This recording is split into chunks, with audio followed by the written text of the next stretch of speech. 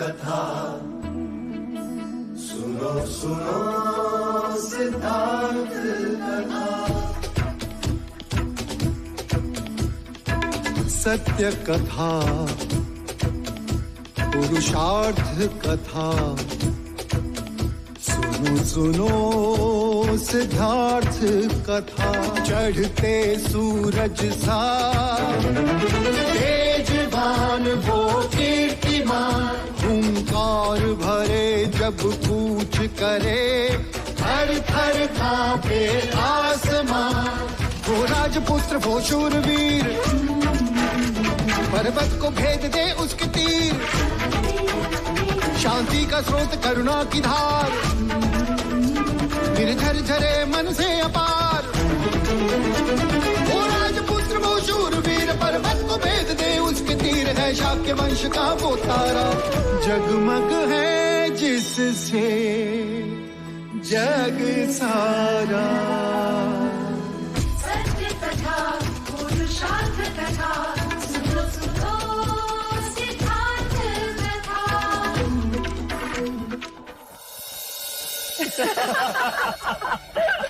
महाराज अति उत्तम।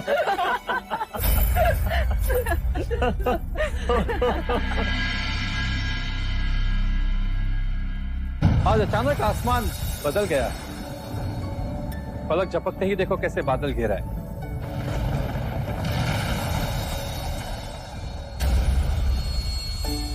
लगता है कुलगुरु हमारे संयम की परीक्षा ले रहे हैं। दादी माँ और नानी माँ होने वाले हैं आप दोनों। परीक्षा तो होगी ही।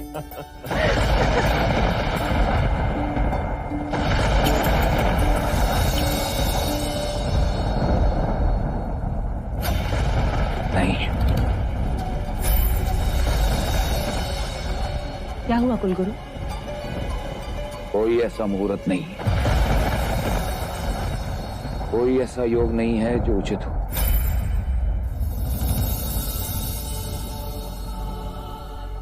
पर दिन तो तय करना ही होगा। विवाह टल सकता है किंतु गोद भराई की तिथि तो नहीं टल सकती। पूर्णिमा का दिन कैसा रहेगा?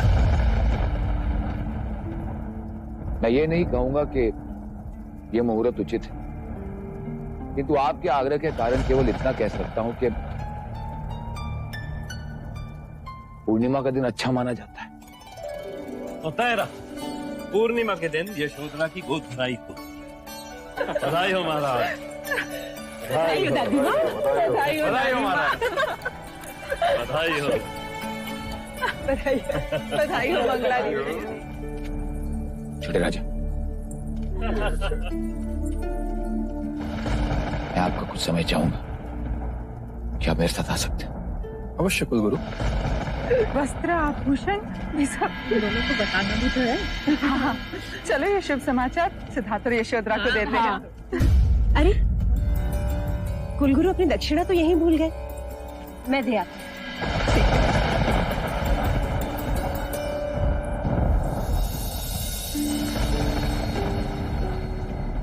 क्या बात है कुलगुरु, आज आपकी आंखें व्याकुल हैं? हाँ छोटे राजा, और जीवा भी साथ नहीं दे रही। ऐसी क्या बात? ऐसी बात है जो मैं महाराज से नहीं कह सकता छोटे राजा। पर आप निस्संदेह मुझसे कह सकते हैं। इसलिए तो सहदेव जैसी पीड़ा बताने मैंने तुम्हें यहां बुलाया है। कभी कभी ज्ञान भी दुख का कारण बन जाता है छोटे राजा। अब आप मुझे चिंतित कर रहे हैं गुरुवर। मैंने असित मुनि की भविष्यवाणी के विपरीत महाराज को केवल इतना सुझाव दिया था कि युवराज सिद्धार्थ की दृष्टि में कभी दुख ना आए, क्योंकि दुख मनुष्य को संसार में वो बना देता। इसका परिणाम यह था कि महाराज ने एक पूरी की पूरी पीढ़ी को नगरी से बाहर निकाल दिया था। आज ऐसी विपदा की घड़ी है। कैसी विपदा गुरुवर? मैं ये गोद भराई का प्रसंग रोकना होगा छोटे राजा। पर क्यों? ग्रहों का संकेत, एक तरफ शनि, दूजी और मंगल, पीछे केतु और सामने राहु। राहु की पूर्ण दृष्टि पिता के स्थान पर पड़ रही है छोटे राजा। इसका अर्थ यह है कि इस काल में राज सिद्धार्थ को पिता का सुख नहीं हो सकता।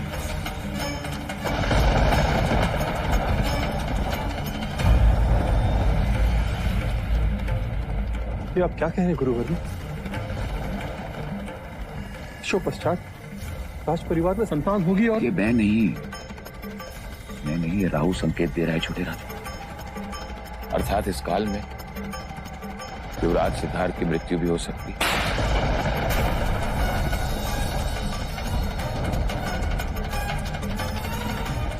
आप महादेवी,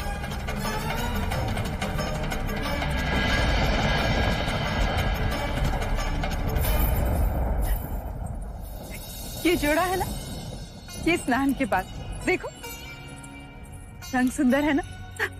हाँ, हाँ। और ये आभूषण मंदिर जाते समय देखो, और जब वो विधि में होगी ना तो फूलों का श्रृंगार होगा।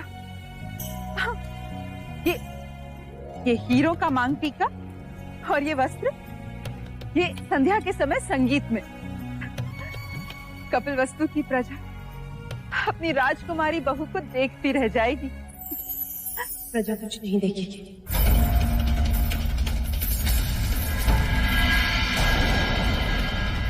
कोई संगीत नहीं होगा।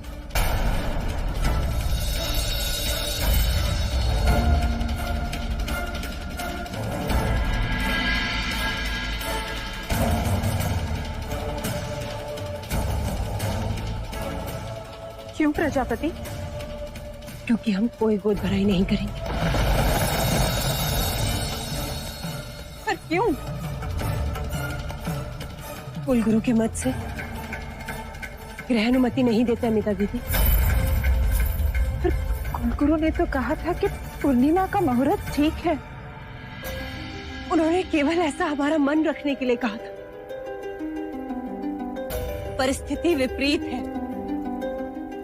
मां और संतान के लिए ये योग भारी है।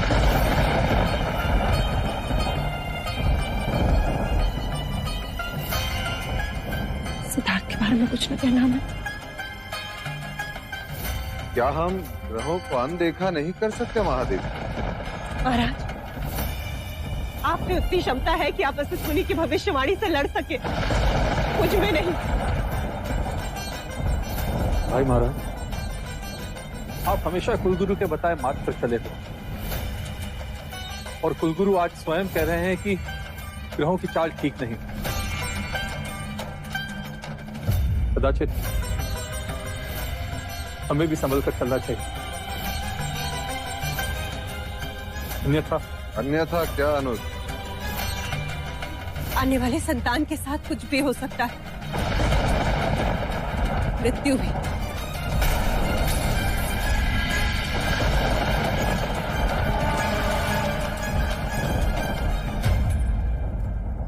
फिर तो हमें गोद भराई नहीं करनी चाहिए भैया।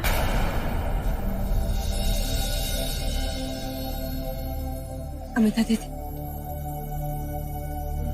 आप ठीक कह रहे हैं। हमें अपने आने वाले पौत्र के बारे में सोचना चाहिए।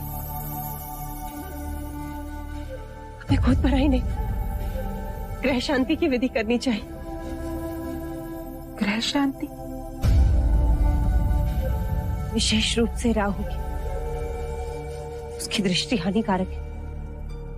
तो उसके लिए हमें क्या उपाय करना होगा? हमें कुछ नहीं करना होगा महाराज, ये शोधरा को करना होगा। उसे काले वस्त्र त्यागने होंगे, उसे काला अन्न त्यागना होगा। जब तक वो प्रसूता नहीं होती तब तक उसे रोज सूर्योदय से पहले स्नान कर खुले पांव तालाब के किनारे जाकर राहु जाप करना होगा। ओम राहवे नमः, ओम राहवे नमः, ओम राहवे नमः, ओम राहवे नमः।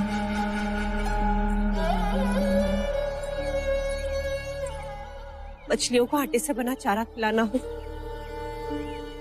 तब जाकर राहु दोष शांत होगा। ओम राहवे नमः। ओम राहवे नमः।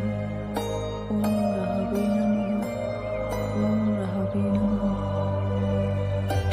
ओम राहवे नमः। ओम राहवे नमः। ओम राहवे नमः। ओम राहवे नमः। ओम राहवे नमः।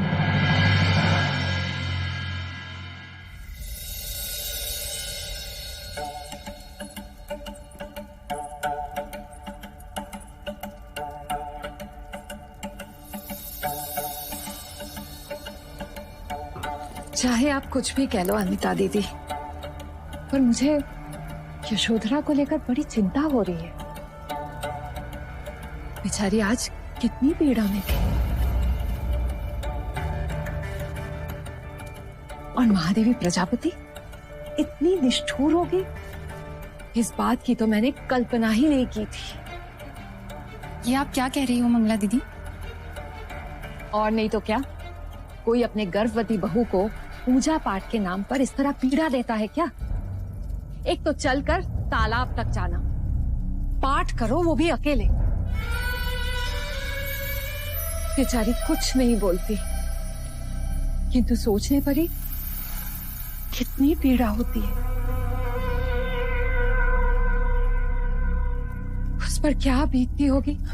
ऐसी बातें करके आप अमिता दीदी की चिंता और बढ़ा रही हैं मंगला दीदी। हाँ हाँ, इस पूरे महल में एक मैं ही तो हूँ चिंता बढ़ाने वाली, क्योंकि सबकी चिंता जो है मुझे। अरे आप सब यही हो?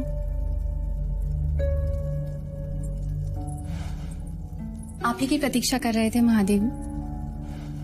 यशोधरा, आ रही। प्रजा, तुम्हें नहीं लगता कि आजकल गोपा कुछ अधिक ही श्रम कर रही है? अमिता दीदी, आपको ऐसा क्यों लगता है? आयुर्वेद कहता है गर्भवती जितना श्रम करे उतना लाभदायक है। आज प्रातः उससे उधर पीड़ा हो रही थी और पैर में भी। बताया उसने, किंतु अब वो स्वस्थ है। महादेवी, ये पूजा कई दिनों से चल रही है। यदि यशोधरा के स्थान पर हम में से कोई कर ले तो? नहीं विभावरी, जीवित रहने के लिए सांसें स्वयं लेनी होती हैं। अपने पुत्र की मंगल कामना के लिए उसे ये व्रत स्वयं पूर्ण करना होगा। प्रजा, लगता है तुम गोपा की माँ बनते बनते उसकी सास बन गई। अमिता दीदी, ये आप क्या माँ,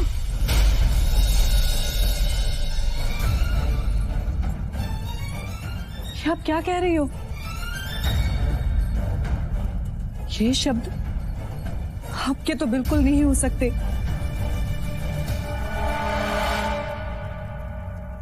मेरे लिए इस माँ के कहे शब्द किसी भी श्लोक से कम नहीं। मैं आंखें बंद कर वही करूंगी जो मुझे मेरी माँ कहेंगी।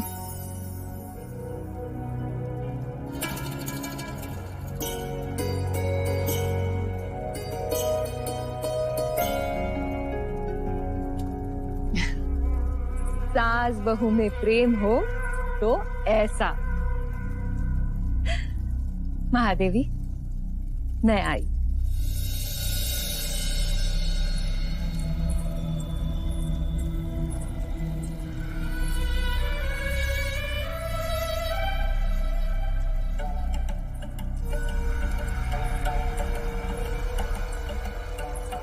सिद्धार्थ,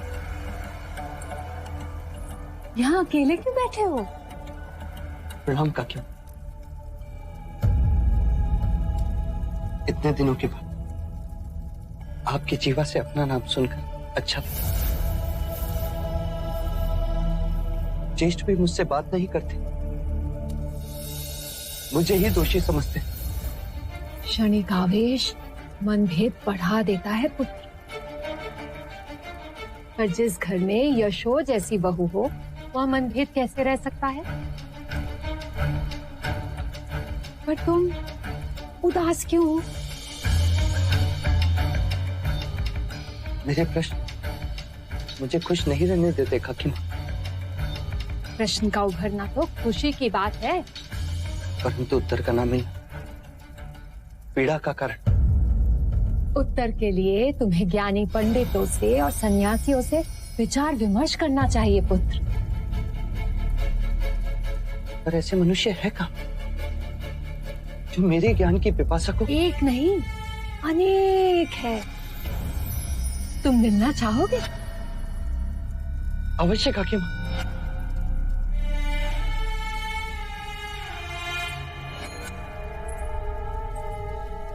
पर पुत्र, महाराज क्रोधित होंगे। मैं उन्हें मना लूंगा। सीमा पार जाना होगा। मैं चलूंगा काकी माँ। कब चलना चाहोगे? कल प्रातःकाल।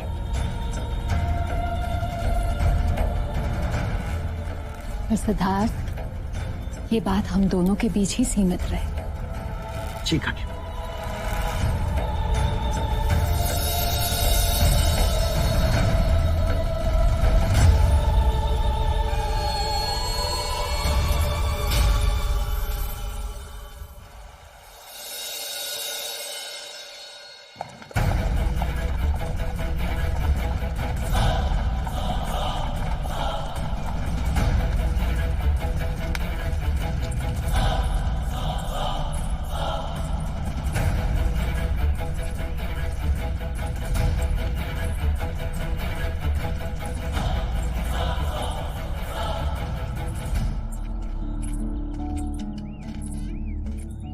ये आप मुझे कहाँ ले आए काकी माँ? यही ठहरे हुए हैं जिनसे मिलवाने में तुम्हें यहाँ लाई हूँ। पर ये तो शूद्रों की बस्ती है तो वो यहीं रहते हैं, बस यही खोट है। ये क्या कर रही हैं आप? अच्छा हाँ, भीतर जाने से पहले तुम्हें भी इन आभूषणों को उतारना होगा युवराज।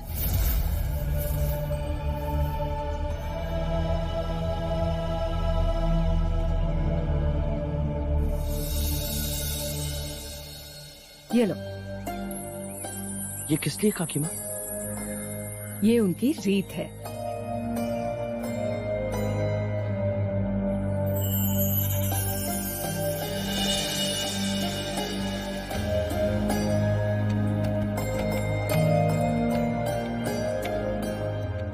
प्रणाम गुरुवर। प्रणाम। आओ, भोजन का समय हो गया। भोजन करोगे? जी नहीं। और तुम? मैं पेट भरने नहीं, मन भरने आया हूं।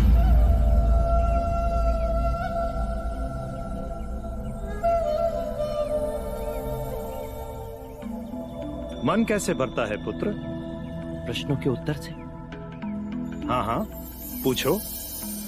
आप ब्राह्मण होकर भी शूद्र के घर ठहरे। सन्यासी वर्ण से परे होता है, मैं ब्राह्मण नहीं। और पुत्र, जो अन्नदाता है वो अछूत कैसे हो सकते हैं? हमें तो जो भी भिक्षा दे वही भगवान है। जो दो शब्द अच्छे बोले वही महान है। सत्य कहा आपने, मैं भी ऐसा ही मानता हूं। एक प्रश्न और गुरुवर्य, यहां आने पर आपने हमारे अलंकार क्यों उतरवा लिए?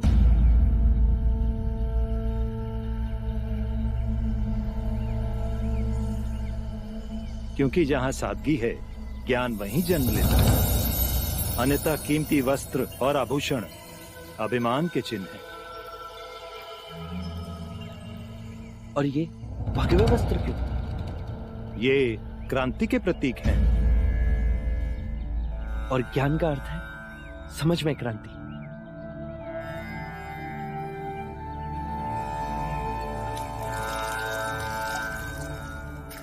जब सब एक रंग होकर सोचते हैं तो सबकी ऊर्जा एक दिशा में गति करती है।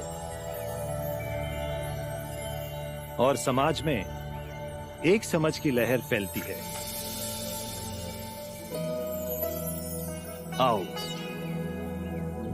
आओ।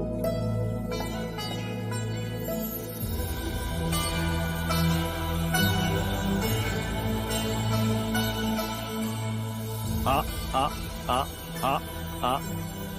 मनुष्य का व्यक्तित्व ऐसा होना चाहिए कि केवल मनुष्य ही नहीं परंतु प्राणी भी उससे ना डरे। आ आ आ।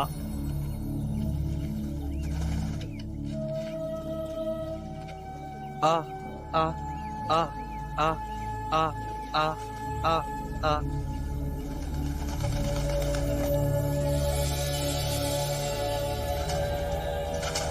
इस युवक की आत्मा पवित्र है। जन्म से भले ही ये युवराज है परंतु मन और हृदय से ये सन्यासी ही है। आपने तो मेरे मन की बात कह दी। वर्षों बाद मैंने ऐसी बात सुनी।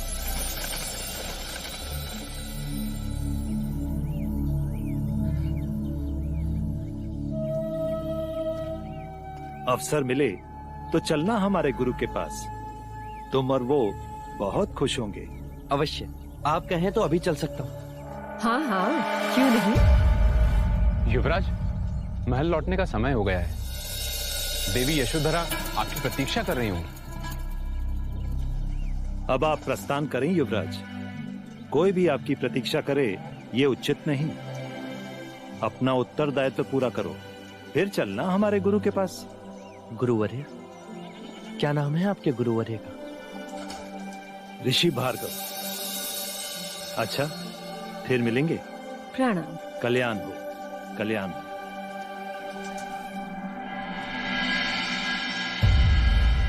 अरे, ये तुम क्या कर रहे हो पुत्र?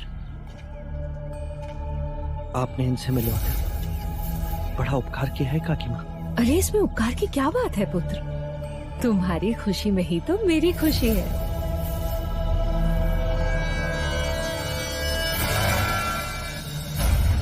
क्योंकि सन्यासी तुम बनोगे और खुश मैं होंगी।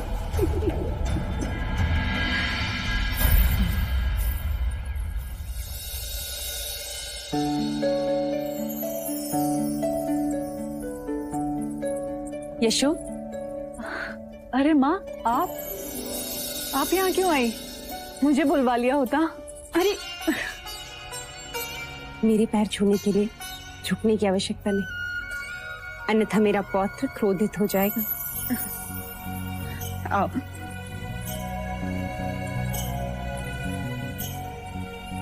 बैठो।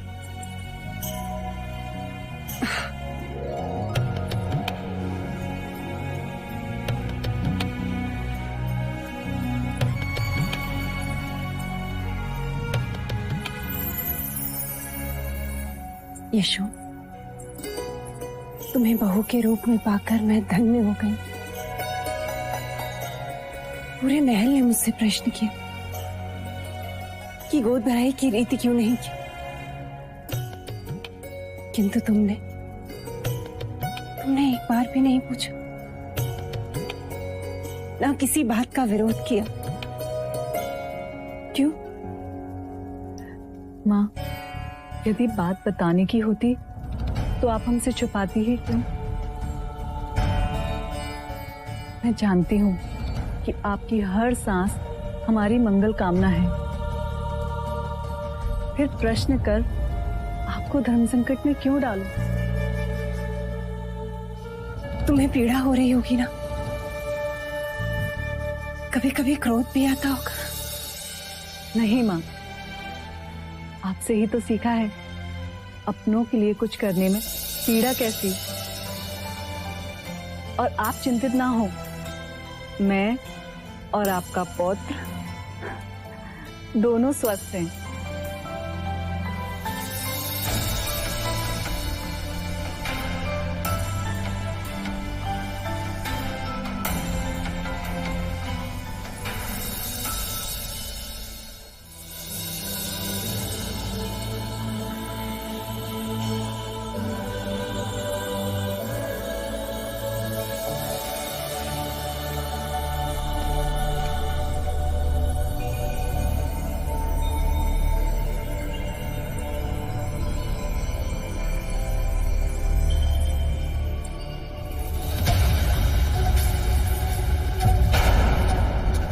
गोपा,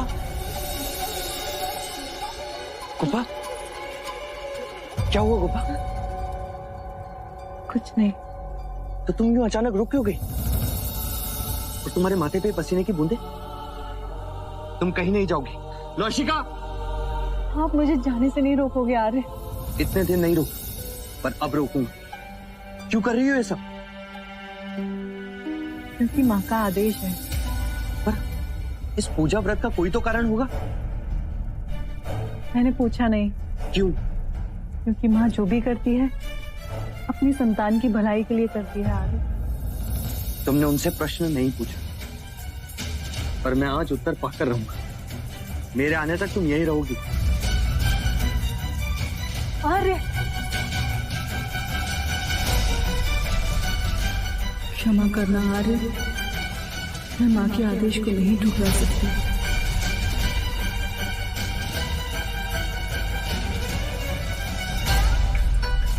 माँ, क्यों करवा रही हैं आप गोपा से ये सब व्रत? क्या हुआ गोपा को? अब तक तो कुछ नहीं हुआ। यदि वो रोज तालाब पर यूं ही जाती रही तो अवश्य पछतावा होगा। सिद्धार्थ, अशुभ नहीं बोलते। शुभ कार्य की बात भी तो नहीं कर रही है। क्या करवा रही है गोपा से? उत्तर दो। ओम राहवे नमः, ओम राहवे नमः, ओम राहवे नमः, ओम राहवे नमः, ओम राहवे नमः, ओम राहवे नमः, ओम राहवे नमः, ओम राहवे नमः, ओम राहवे नमः, ओम राहवे नमः।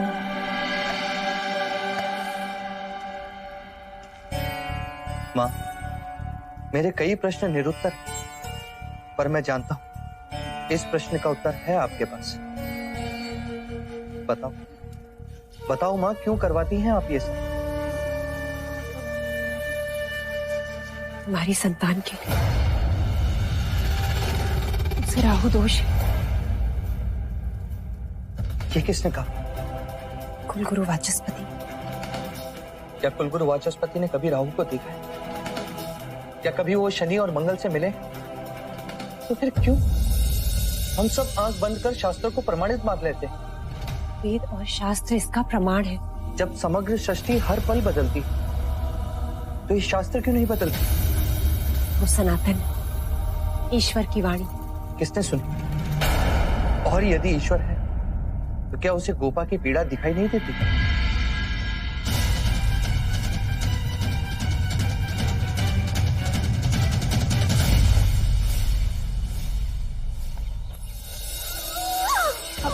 कपड़ा ला।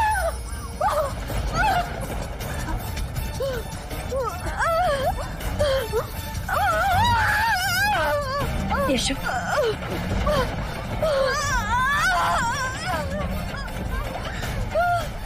पानी, गर्म पानी।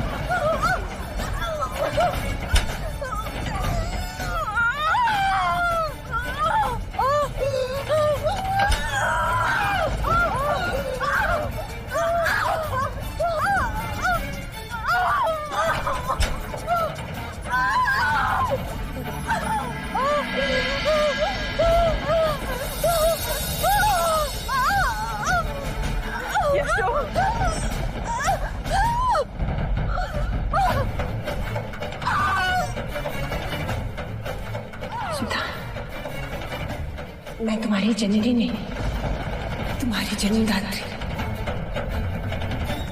मेरी बड़ी बहन महामाया थी। तुम्हारे जन्म के 7 दिन बाद चल बसे। कहीं मेरी माँ की तरह यशोधरा भी? यशो, यशो, यशोधरा, यशो आंखों खोलो।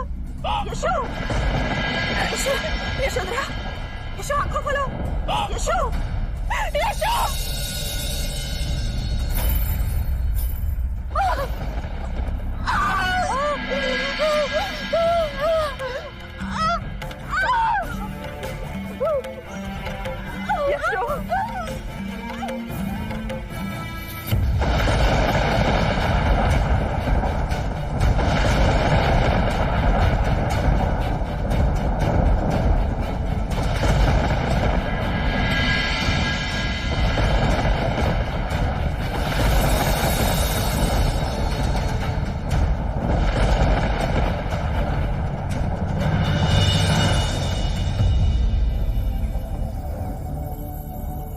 मुझे जन्म देते समय पीड़ा तो आपने भी सही होगी।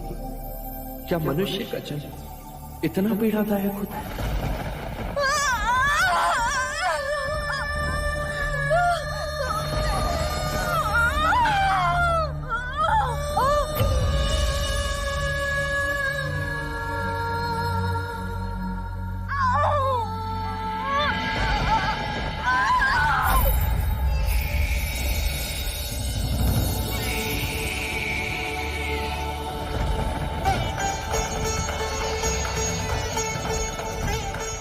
महादेवी बधाई हो, पुत्र जन्मा है।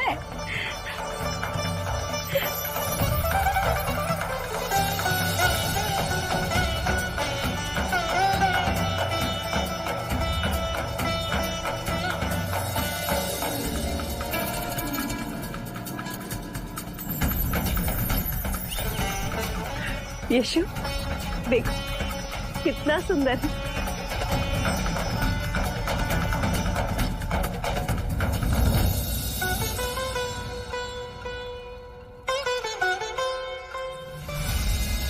बधाई हो महाराज, पुत्र जन्मा है, पुत्र। और ये हमारी ओर से। जाओ ये समाचार सिद्धार्थ को दे दो। जी महाराज। बधाई हो, बधाई हो।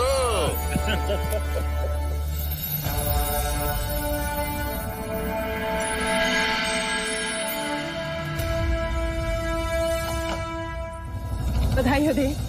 बधाई हो दादी माँ। बधाई हो प्रजापति। महाराज अब अपनी मूछ दाढ़ी संभाल के रखिएगा, खींचने वाला आ गया है।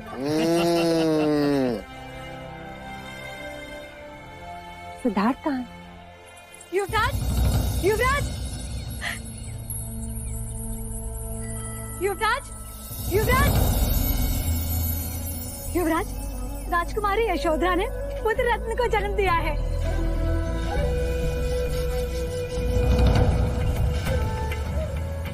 गोपा कैसी? वो ठीक है, खुशी आपको याद कर रही है। और क्या लौशिका? आप चलिए तो सही।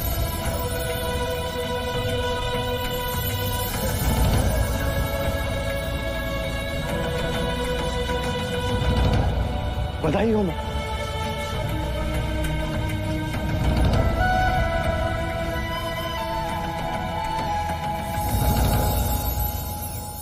हमें ये शुभ समाचार कुलगुरु को भी दे देना चाहिए। हाँ, मैं स्वयं जाकर उन्हें ये शुभ समाचार दूंगी और खूब सारी बधाइयां लूंगी।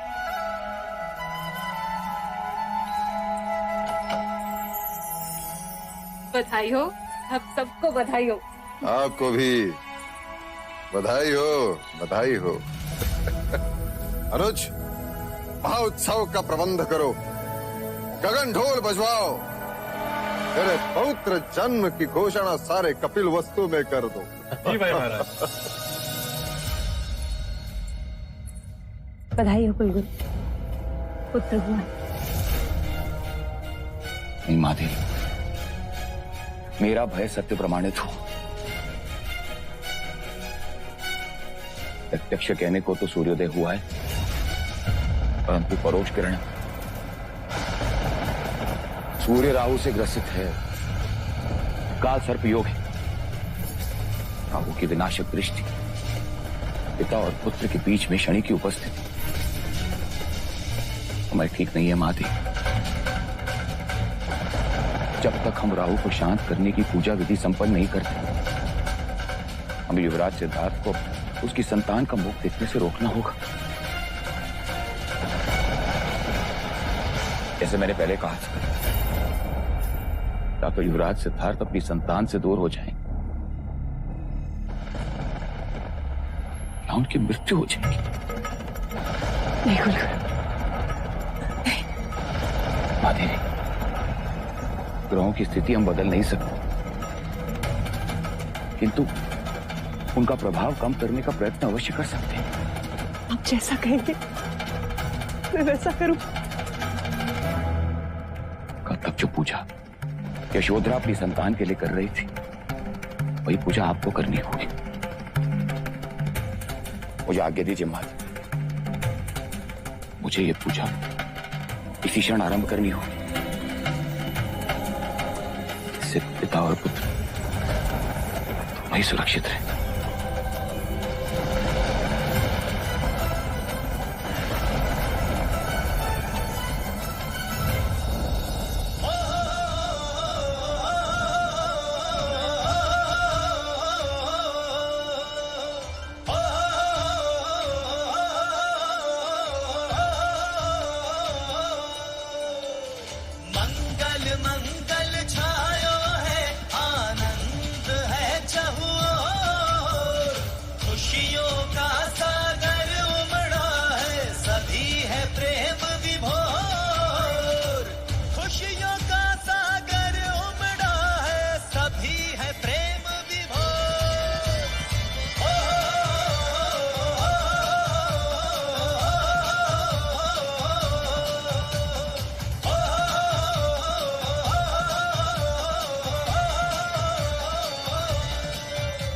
पुत्र जन का समाचार सुनकर प्रजाजन के खुशी की कोई सीमा नहीं रही है भाई महाराज। लो, युवराज भी आ गए। आइए आइए पिताश्री, आइए।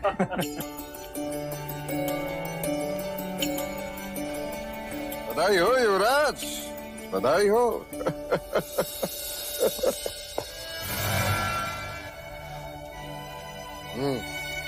अरे युवराज, उतावले ना बनो, थोड़ा धीर करो। मैं कब देखूंगा उसे मंगला काकी? पूरे 40 दिनों के पश्चात। 40 दिन पश्चात? मैं तो 4 क्षण भी नहीं रुक सकता। परंतु यही प्रथा है। मैं ऐसी कोई प्रथा नहीं मानता। शास्त्र कहते हैं। मैंने नहीं सुना। पढ़ा तो होगा। मान लो भूल गया।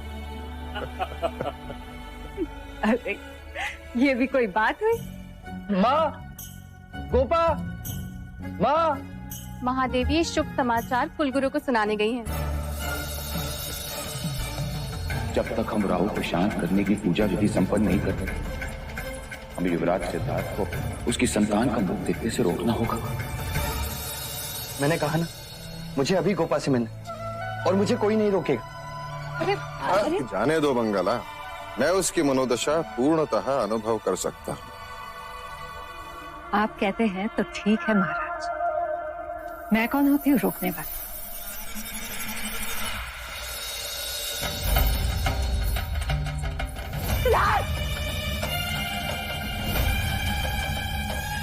संतान के भाग्य में पिता का सुख नहीं, अर्थात या तो युवराज सिद्धार्थ अपनी संतान से दूर हो जाएंगे, युवराज सिद्धार्थ की मृत्यु हो जाएगी।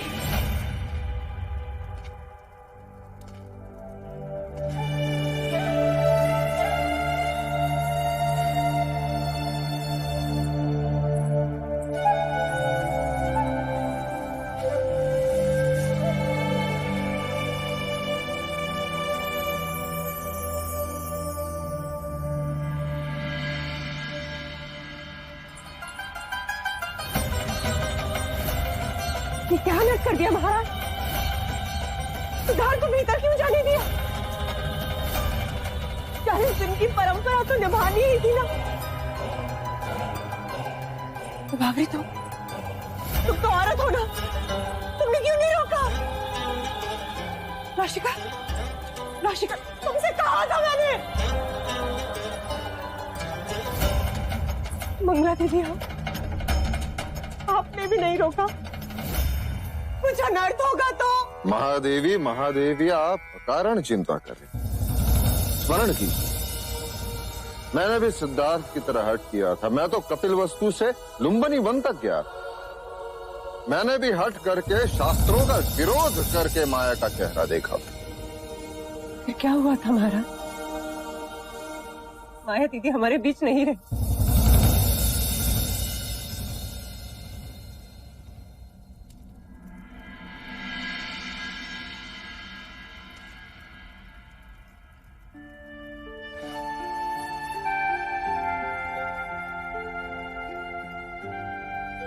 तुम दोनों बैठो, मैं तुम्हारे लिए सौंठ का पानी बनवाती हूँ।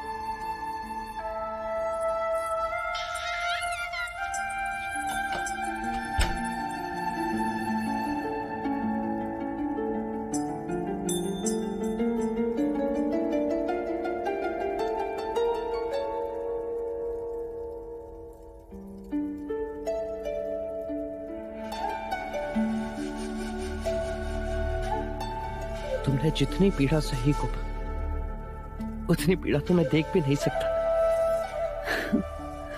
इसीलिए तो स्त्री को शक्ति का रूप कहा गया है। पीड़ा ही नवजीवन को जन्म देती है। देखो,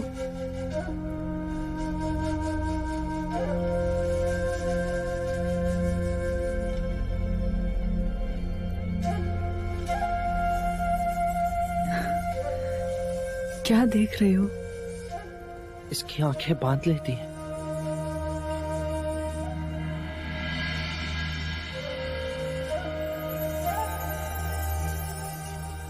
इसकी उंगलियां हमारे हाथों को नहीं, जैसे मन को छू लेती, और इसका चेहरा हर दुख को, हर पीड़ा को जैसे छीन लेता है।